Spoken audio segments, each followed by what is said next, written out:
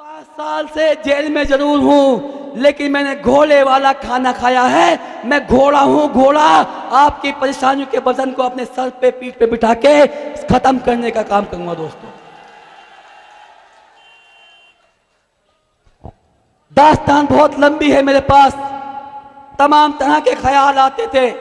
वो एक साल जब कोरोना था, लॉकडाउन था, मुलाकात नहीं थी, परेशानियां ही परेशानी थी। जेल के अंदर जितने भी बंदी भाई थे, सब के सब परेशान थे, क्योंकि सामान भी नहीं आ पाता था, सब्जियां भी नहीं आती थी। जो भी सामान आता था लिमिटेड, उसी में सबको पूरा करना पड़ता था। जब वो दौर था, इधर जब मैं घर की तरफ देखता था, रोज अखबार में मैं सुनता था, अखबार में पढ़ता था। एक दिन ऐसा नहीं था,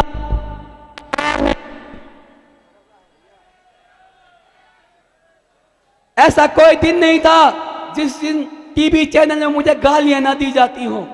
ऐसा कोई दिन नहीं था जिस दिन ये बड़े बड़े पत्रकार जो प्राइम टाइम के शो चलाते हैं, मुझे फांसी के झूले पर ना लटकाते हों। मैं बड़ा डरा हुआ था, बड़ा सहमा हुआ था, बड़े परेशान था। मेरे मन में आया कि ताहिर, जिंदगी शायद अल्लाह ने वहां से बचा दी, अब आगे जीने से क्या फायदा है। तेरा परिवार परेशान है, तकलीफों में है। आज सुन के सूख न रही है। जितने भी लोग थे, जिन पे भरोसा था, जिन पे यकीन था, सब छोड़ के जा चुके थे। अकेला रह गया था, तन्हाई थी, अलग थलग था। मेरे दिल में आया कि मजबूर हैं हम इतने कि मर भी नहीं सकते। मजबूर हैं हम इतने कि मर भी नहीं सकते। इल्जाम जो हैं झूठे, देंगे जवाब सबके। मुझे बोला गया, एक वीडियो मुझे किसी सुनवाई, कुछ पुराने साथी थे हमारे उसमें, जिन्होंने 6 महीने पहले मुझे कहा था कि ताहिर भाई, हम किसी के पार्टी के मोहताज नहीं हैं, हम नाम के मोहताज नहीं हैं। हमारा नाम इतना बड़ा है कि अपने नाम पे चुनाव जीतेंगे, चाहे जो हो जाए, चुनाव लड़ना है। मैंने कहा भैया आप सोच लो, समझ लो, जनता से मशवरा कर लो, मैं तो तुम्हारे हवाले हूँ, जैसो को संभाल लूंगा। मैं सीधा सा आदमी था भैया, जेल में 5 साल से हूँ। ना पैसा है मेरे पास, ना लोग हैं, ना कोई बहुत ज़्यादा मेरे पास दिमाग है, क्योंकि 5 साल से जब कोई तन्हाई के आलम में रहता है तो उसके पास सिर्फ और सिर्फ नेगेटिविटी होती है, कोई पॉजिटिव नहीं होती। दोस्तों, 6 महीने पहले उन्होंने मुझे तैयार किया, मेरे बच्चों से बात की, बच्चे तैयार हुए। जब ये फैसला ले लिया गया, इलाके की दीवारों पे ताहिर हुसैन के फोटो के साथ पोस्टर लगा दिया गया। हलचल मस्ती है। पता चलता है कि 2 नए प्रत्याशी यहाँ दोबारा आ जाते हैं। अब 3 महीने पहले ऐसा क्या हुआ कि 6 महीने पहले ताहिर का नाम बड़ा था, जब तक उसके साथ उवैसी का नाम नहीं जुड़ा था, कुछ नहीं था वो। आज उवैसी साहब का नाम जुड़ा है, तब भले ही देश में एक पहचान बनी हो, बनी ना बनी बता दो भाई साहब। क्योंकि जिस दिन पहली बार अगर किसने बचाव में बात रखी, इंसाफ की बात कही, तो उस दिन MIM का एक एक प्रवक्ता, एक एक व्यक्ति जो हमारे इलाके के भी हैं, दिल्ली के भी हैं, दिल्ली से बाहर के भी हैं, सब लोगों ने 2 दिन के अंदर वो मुंह तोड़ जवाब दिया बीजेपी वालों को, कांग्रेस वालों को, कि उसके बाद सबने नाम लेना बंद कर दिया। और जब नाम लिया गया तो 3 चर्चा होती हैं कि ओखला मुस्तफाबाद, अगर कोई जीत रहा है तो उवैसी साहब की पार्टी जीत रही है, ताहिर हुसैन जीत रहा है, सिफाउर रहमान जीत रहा है। दोस्तों, ये बात सही है, माहौल है, लोग हैं, जनता वोट देने को तैयार बैठी है। लेकिन एक कमी मुझे दिख रही है, मेरे नेता भी यहां बैठे हैं। हमारे पास ईमानदारी है, सच्चाई है, जज्बा है, हौसला है, लेकिन झूठ का प्रोपेगेंडा नहीं है। जो सामने की पार्टियां हैं वो झूठ के दम पे पैदा हुई, झूठ के दम पे चल रही हैं। मेरे एक दोस्त हैं जेल में, एक दिन उन्होंने मुझे कहा कि जो तुम टीवी में ये देखते हो मत देखा करो। मैं कहा क्यों ना देखूं भैया? कह लगे झूठों ने झूठों से कहा कि सच बोलो, झूठों ने झूठों से कहा कि सच बोलो। दरवाजे पे बोर्ड लगा है कि सच बोलो। घर में झूठों की मंडी है, फिर भी सौदा करते हैं कि सच बोलो। अरे डूबने वालों, गंगा जमुना अपनी है, ये तो बता दो कि नाव में छेद किसने किया, इतना तो सच बोलो। इन दोनों पार्टियों में एक तरफ भाजपा वाले हैं, एक तरफ आप वाले हैं। अगर वो 100 झूठ बोलते हैं तो वो 200 झूठ बोलते हैं, कसम खा रखी है झूठ बोलने की। कैसी कैसी बातें निकल के आती हैं। कोई कहता है जमना में जहर है, कोई कहता है कि बातों में नफरत है। तमाम बातों करके पब्लिक को गुमराह कर रहे हैं। आज तक ना तो 15 लाख किसी खाते में आए, ना मुश्ताबाद में कोई कॉलेज बना, ना मुश्ताबाद में कोई अस्पताल बना।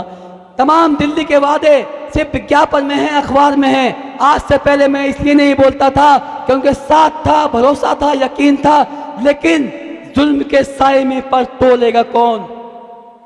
जुल्म के साए में पर तोलेगा कौन? सोचना यह है कि लब खोलेगा कौन? अगर आज ताहिर हुसैन भी चुप बैठा तो फिर बोलेगा कौन? मेरे पास कहने के लिए मैं कहता हूं बार बार बहुत कुछ है, लेकिन समय की पाबंदी है। हमारे बड़े नेता हमारे साथ हैं। आज मुझे उनकी बात को सुनना है, समझना है, उनसे सीखना है। इंशाल्लाह बहुत जल्दी दोबारा मौका मिलेगा, मैं आपसे बात करूंगा। बस एक अपील मैं आपसे करके इजाजत लूंगा कि बदलते वक्त का एहसास जरा तुम भी समझ लेना। आज जो वक्त बदल रहा है, हालात आपके सामने हैं कि बदलते वक्त का एहसास जरा तुम भी समझ लेना। छलकते आंसुओं की लाज जरा तुम भी रख लेना। भुलाकर हर गिला शिकवा मुझे अपना बना लेना। देकर वोट पतंग पर तुम ताहिर को जिता देना। दोस्तों, ताहिर कल भी तुम्हारा था, ताहिर अब भी तुम्हारा है। ताहिर कल भी तुम्हारा था, ताहिर अब भी तुम्हारा है। रखूंगा सर को ऊंचा मैं तुम्हारे, ये वादा मेरा है। निभाकर रिश्ता तुम अपना मेरा बस साथ दे देना। देकर वोट पतंग पर तुम ताहिर को जिता देना। दोस्तों, जो दाग मुझ पर लगा है वो भी मुझे खत्म करना है कि मोहब्बत भाईचारे का पुराना वक्त भी लाना है। याद है ना, हम कांवड़ सेवा भी करते थे, भंडारे भी लगाते थे, अफ्तार पार्टी भी करते थे। सारे मुस्ताबाद के अवाम, हिंदू मुसलमान सब मिलकर रहते थे। ना मालूम किसने नफरत फैलाई कि मोहब्बत भाईचारे का पुराना वक्त भी लाना है। मुस्तफाबाद वालों से मेरा ये खास कहना है। क्या खास कहना है? मोहब्बत भाईचारे का पुराना वक्त भी लाना है। मुस्तफाबाद वालों से मेरा ये खास कहना है कि हुकूमत हो किसी की भी मगर तुम, हुकूमत हो किसी की भी मगर तुम इंसाफ कर देना। देकर वोट पतंग पर तुम ताहिर हुसैन को जिता देना। बंदिशें हैं जहां दिन रात उसे तिहाड़ कहते हैं। बंदिशें हैं जहां दिन रात उसे तिहाड़ कहते हैं। तुम्हारी याद में रह करके कुछ सपने भी देखे हैं। मिटा दूंगा मैं हस्ती को अपनी, तुम आवाज दे देना। देकर वोट पतंग पर तुम ताहिर हुसैन को जिता देना। खुदा के वास्ते, खुदा के वास्ते तुम मुझे यूं मायूस ना करना। हुआ जो जुल्म मुझ पर है उसे यूं मत भुला देना। पीड़ित हूं मैं, अपराधी नहीं, जमाने को बता देना। देकर वोट पतंग पर तुम ताहिर हुसैन को जिता देना। और आखिरी बात कि सभी माँ बाप जैसे हैं मेरे और भाई बहने हैं। सभी माँ बाप जैसे हैं मेरे और भाई बहने हैं, क्योंकि मेरा मानना है कि तकदीर दुआओं से बदली जाती है। परेशानियां दुआओं से ख़त्म होती हैं। तकदीर के फैसले दुआओं से बहुत ज़्यादा पलटे जाते हैं। सदका करें मेरे लिए, नमाज पढ़ें, अल्लाह का शुक्र अदा करें, लेकिन 5 तारीख को जीत की दुआ करें कि सभी माँ बाप जैसे हैं मेरे और भाई बहने हैं। सभी नौजवान साथी हैं मेरे और क्षेत्र के वासी हैं। दुआ तुम मांगना, अल्लाह के आगे हाथ फैलाना।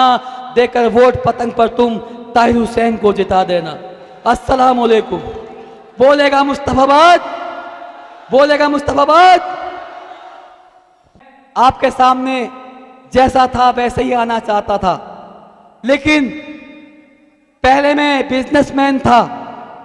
राजनीति में मैं पैसे कमाने नहीं आया था, आप सब जानते हैं। जब मैं पार्षद था, आप जानते हैं, कोई भी बीट कांस्टेबल या कोई भी एमसीडी का बंदा पैसे नहीं मांगता था जब तक मैं था।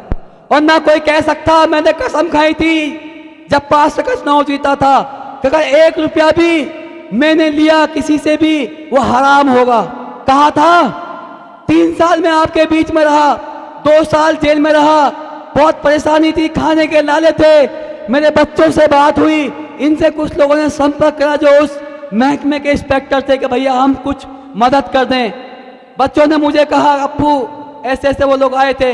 मैंने कहा बेटा मैं तुम्हें इस परिस्थिति में ना मना करूंगा ना हाँ करूंगा, लेकिन मैंने कसम खाई थी बस इतना बताऊंगा।